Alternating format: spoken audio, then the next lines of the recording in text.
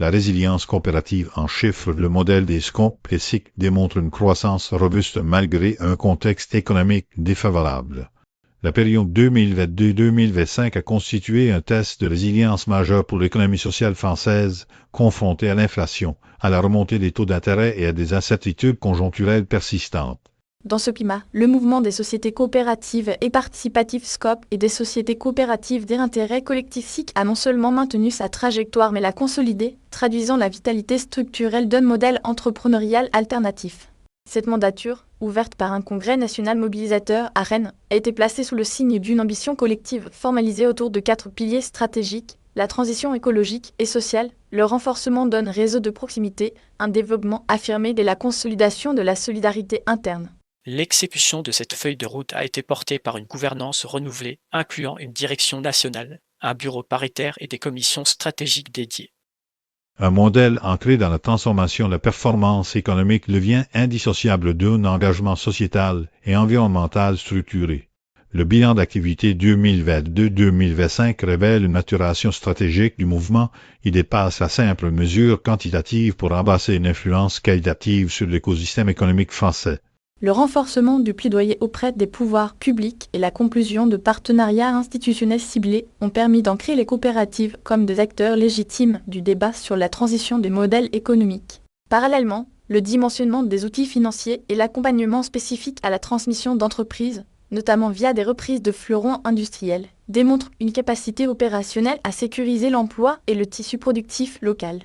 Cette période a également été marquée par une montée en compétences systématiques des permanents et des élus, ainsi que par un rapprochement stratégique avec le monde de la recherche, créant un terreau fertile pour l'innovation sociale et managériale.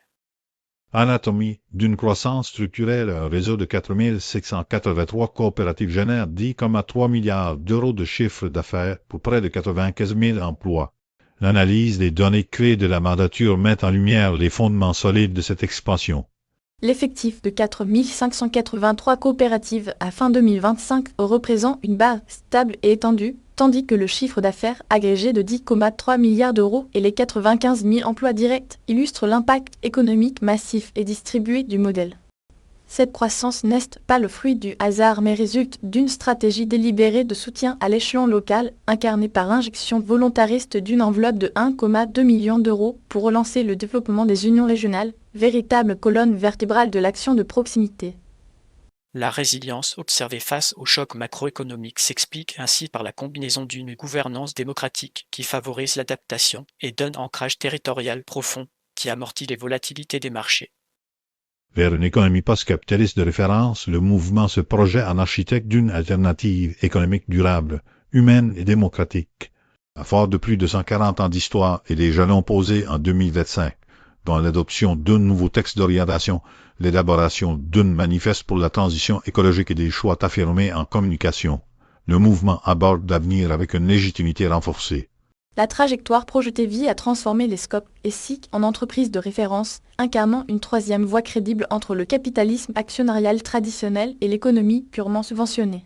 Les risques principaux résidant dans la capacité à scaler ce modèle sans en diluer les principes démocratiques et à maintenir la cohésion interne face à une croissance accélérée. L'opportunité stratégique majeure est de capitaliser sur la crise de légitimité des modèles traditionnels pour positionner la coopérative non plus comme une niche, mais comme un standard organisationnel pertinent pour la réindustrialisation, la transition écologique et la justice sociale, définissant ainsi les contours d'une économie post-capitaliste.